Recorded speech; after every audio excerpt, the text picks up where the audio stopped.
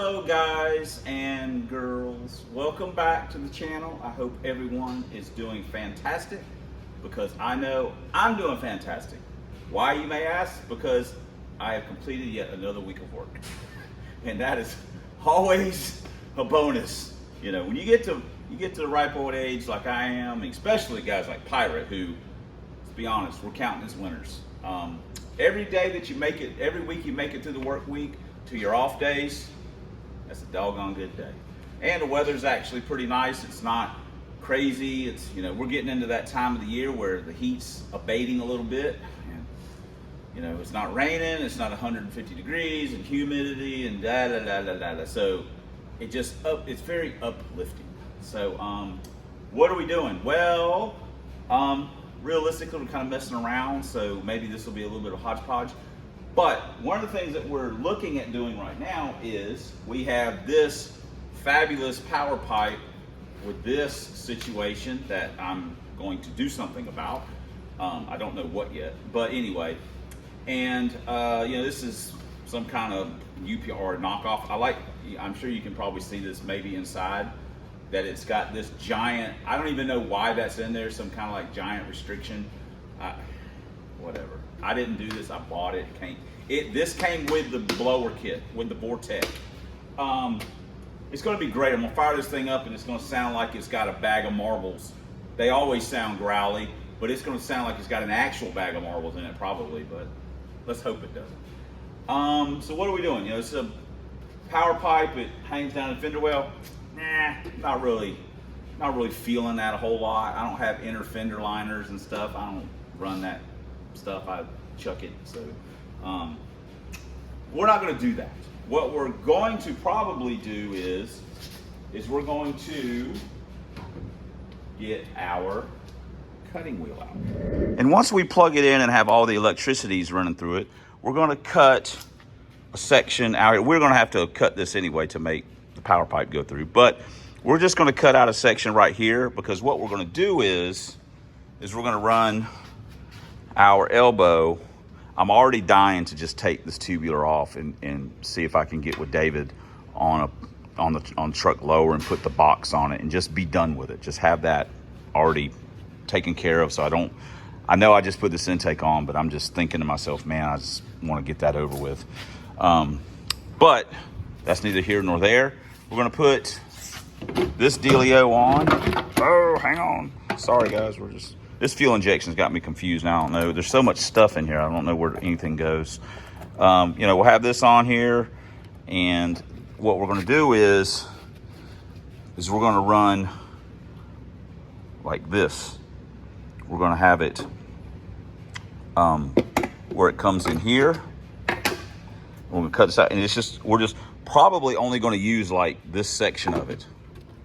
We'll probably cut it.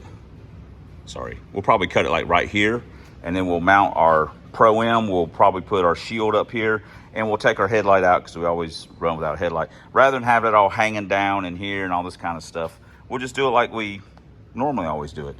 And then we'll probably tap or something. We'll have to look at it once we got it kind of roughed in.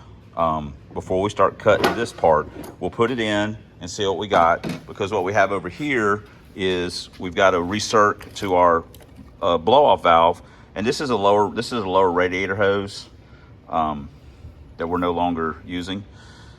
Actually, I think it's from the Lincoln. Anyway, old lower radiator. So we will look at doing something, and it might involve, you know, if we turned it, it might give us a way to get all this hooked up the way we want. So that's what we're doing. We're going to do some preliminary cuts. We also may go down to the shop and mount our ring gear up on our spool, and I just don't feel like crawling on a car. I'm sorry. We've also got to do something with our MS. I know it looks like I'm missing here. With our MSD box, we'll probably do it basically like we did Trojan. We'll just do some kind of like bent aluminum bracket deal just to mount this to, and then I was just kind of checking wire length and stuff like that to see what's what. So anyway, that's kind of what we're looking at doing. I got to get some toggle switches and stuff. I've robbed toggle switches out of it. So what happens when cars sit around, you're like, I'll just take this for this car, and then you forget about it. So anyway, that's what we're looking at doing. So let me get to the cutting part of it. I spared you guys the time lapse.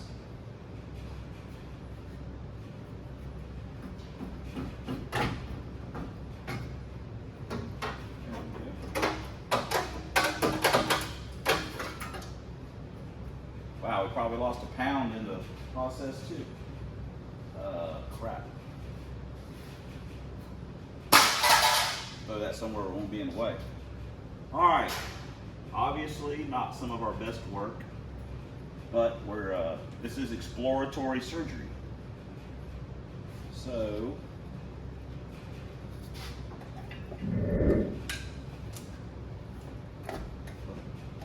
I guess it'd help if I did a better job of putting the doggone thing on. Oh, don't scratch the paint. For the record, besides the damage that I did to the car on the cowl and the windshield, you know, when the hood pin fairy got me, this guy, my ex-wife, who, this was her car, her parents, I'm sure some of you may have heard this story or heard me tell it or whatever, but her parents bought her this car. And my ex-wife's father was an American history teacher at the high school that I attended. And he had, still has, at least I guess he does, I don't know. He had a Shelby GT350, you know, 65, 60, whatever the hell year it is, the old one. And it was a legit one. It wasn't a clone or anything like that. It was the real deal. He bought it in 72 or 3 or something like that. He also had a couple, he had a 55 Thunderbird, what they call him, the baby bird. He had a 55 T-Bird, a 57 T-Bird, a 70 Thunderbird sports roof with a 429 Thunderjet in it. It was black on black on black. And he had like a convertible 65 Mustang and a 66 fastback as well. All V8 cars, of course. So anyway, they bought her this car as a graduation present. And it had, I think she said it had like 9 or 10,000 miles on it maybe. It was used. But it was like not even a year old or something, I don't know. Anyway, so she was driving it to work and someone backed into her. She used to back into the parking spot and someone backed in and hit the nose, got this fender, got the header panel, got the hood, and so that's why this car has a reproduction fender on it, that's primer. And she bought a Storm & Norman hood, the Mach 1 hood. If you have one of those, I apologize. I hate those hoods. I think they're hideous, but it doesn't matter if I like it. If you have one and like it, then good for you. That's great. I like a lot of stuff that other people don't like, so I don't, you know, I just personally didn't like the hood, but she got it. That's what she wanted. And I traded it for the cow hood that's now with the car, some cheap 800-pound piece of crap, but I liked it a lot better than that Mach 1 hood. So anyway, yeah, had this rig a little while, but let's see what we have here. Let's see what we got. Still got brewing. Come on, there we go.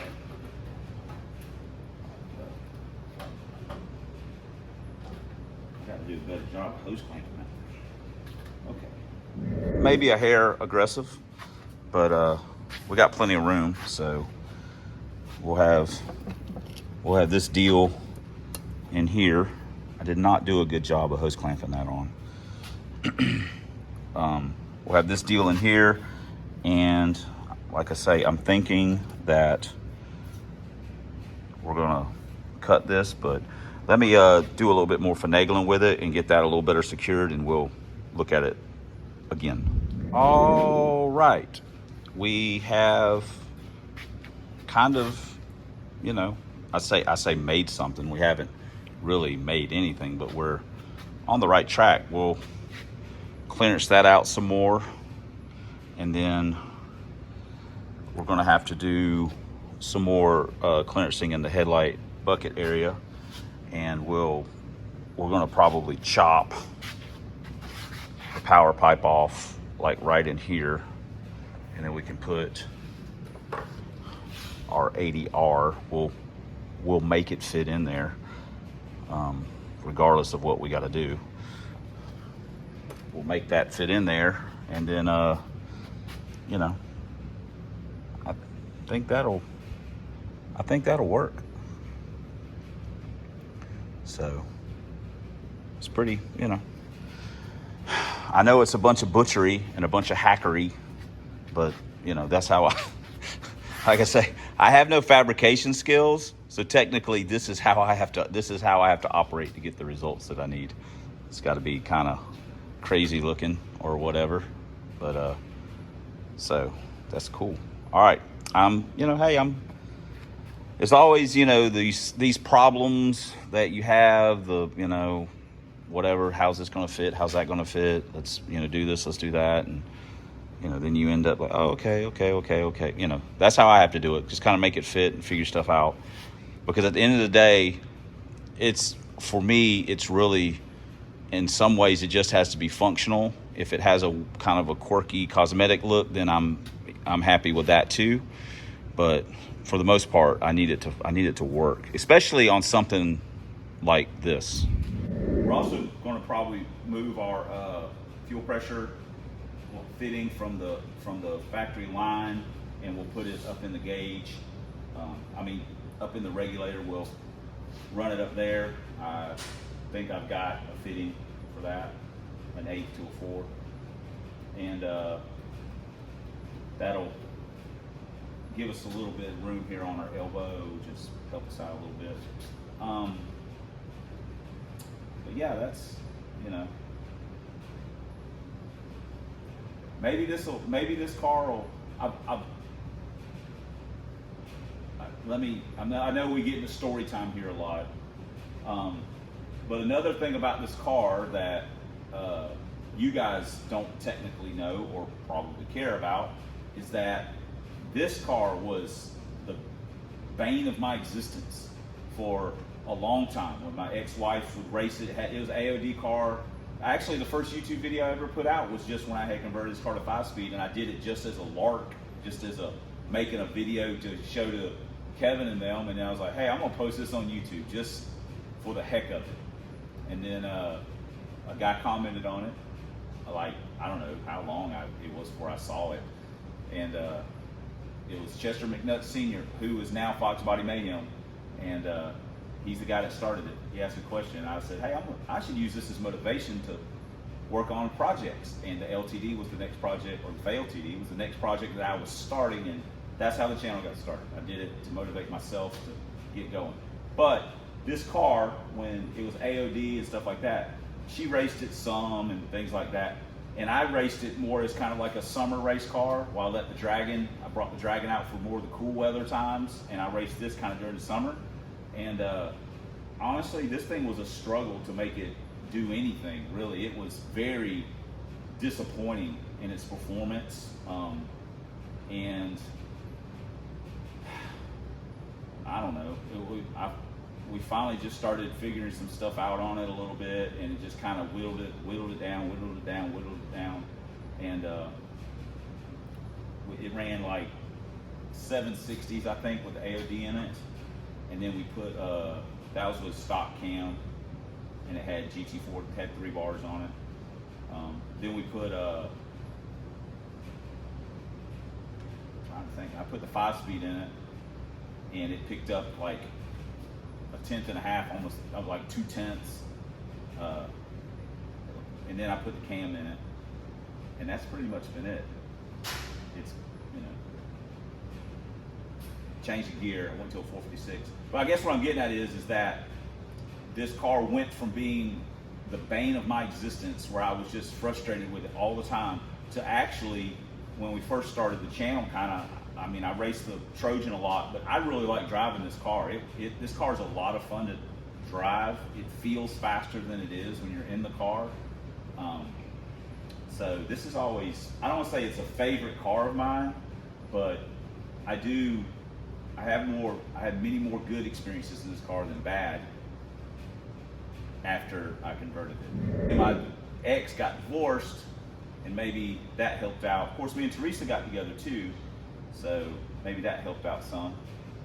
It helped out more than anything probably. But anyhow, I don't want to say I have a soft spot for this car, but I mean, I've had some good experiences in it, and I'm hoping that maybe with putting the blower on it, because it had a blower on it at one time and it was super slow with it, that maybe we'll be doing something. It'd be kind of cool. Like I say, I'm always making up goals for myself, or just self-fabricated goals and motivations. And I'm like, this car's been a best of a 724, really cold weather, track was great, so it was like the conditions there probably wasn't much left on the table with it. So I'm thinking pretty optimistic that we'll get the 6s if the clutch will stay in it and we don't break the transmission, you know, that. And I'm optimistic that we're going to get Trojan in the 6s too. It's been 703, so, you know, with a partially functioning EFI nitrous kit, so I feel like we'll do something there. So anyway, maybe I'll have more good memories with this car, and let's move on to the next clip. This video is going to be just a bunch of yakking, but whatever. A day in the life. So, but I'm happy with that. That's pretty cool. Okay, here's another situation. This is the radiator we're going to use. We had this in a Dragon. This thing ain't no joke on the cooling. And since we got a blower car, now this isn't how it's going to sit, because this is not made for a Mustang. It's not a direct fit. It's just basically a generic size. We'll trim the pads out so it'll sit lower, and we're probably going to have to I mean, we're gonna trim some of this off right here. Hell, it's eating up anyway. We're gonna trim some of this off, but we will probably cut back into this a little bit. Just cut back into this a little. I mean, I don't know. We might be able to, you know, trim this. We might be able to just do some massaging with the with a sledge, a small sledge. Do some massaging. We don't need a ton, you know. We don't, but we're going to need some. And right now we don't have enough. I mean, I honestly don't know if we're going to be able to just beat it. I think we may have to cut it. And even, it could be even something where I just section some of this one, not the whole thing, just this one, just so I can kick it back enough to get our hose around. You know, power out of problems. There's always something going on. One thing I forgot, this we had that's an actual Black Magic, I think. Pretty sure it's a black, but it won't fit. I don't think it's going to fit. I don't know, it might. But if it doesn't fit, once we get done with our clearancing, we got an old 16-incher here that one of the subs, Anthony, appreciate that. Beans hooked us up, so I've had that. You know, we'll find a use for I say just about everything, but we will find some use for some of this stuff, and we may end up using that if this won't fit. But if, you know, so you know what I'm saying. Don't worry, get this big dude in here. Got to keep that boosted motor cooled down for when the crank comes out of it. Out of curiosity, I wanted to weigh the ring gear weights. That is a motive gear. It is 12 pounds. It is scalloped on the back. This is just a black label. This is a 430, 456. This is just a black label, whatever you get out of the box. 14 pounds. That's a 2 pound savings just in the ring gear being back cut. So take that for what it's worth. 2 pounds is 2 pounds rotating. So I've never weighed these, or I've never compared the back cut motive to a, just a traditional Richmond, Strange, whatever you want to call it. But it's 2 pound weight savings. So, when you're looking at buying, if you're like, man, that motive's like $10 more than a Richmond or a Ford Racing or whatever, well, you get a 2 pound weight savings out of it potentially. So sounds pretty good to me. Here's one more thing where they're side by side, you can really see the difference. When I picked them up, or I picked up this one, and I picked up the 430, I was like, man, I can literally feel the difference. So, technically speaking though, that scale only shows pounds, not, ounces as well. So technically this could be 12.1, this could be 14.9, or this could be 12.9, this could be 14.1. But if I had to guess, I'd say if there was a swing, it could just be more, it could be more than 2 pounds is what I'm saying. I can literally feel the difference picking them up. And that's not just in my head. When I picked them up, I was like, man, that thing feels heavier. I said, I should weigh them. So anyway, now we're gonna go to the shop. We're gonna throw that on the spool, and that's probably gonna conclude our day. We are down here in the tow motor shop. Yoda's hideout. And we're gonna put our ring gear on. At least that's our plan. So,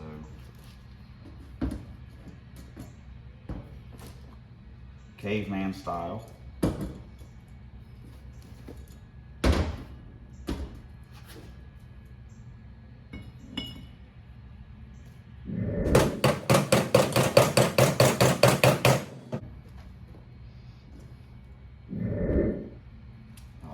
Son of a gun. Way to go, Rodney. Okay, any minute now, I'm going to actually succeed at this. The internet revealing all my secrets of ineptness, being substandard. All right, we are now going to go into a time lapse. So hang on.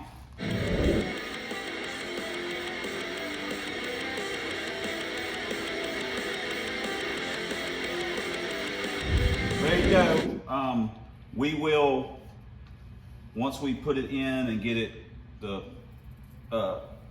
bearing caps tightened down, we'll torque check our ring gear bolts, make sure we're good there. All right. Man, I'm not looking forward to doing the gear. I hate doing that stuff. Anyway, but we're gonna do it. Not today though. So there you go. We're trying to be a boosted boy, and we'll get there eventually. Let's just. So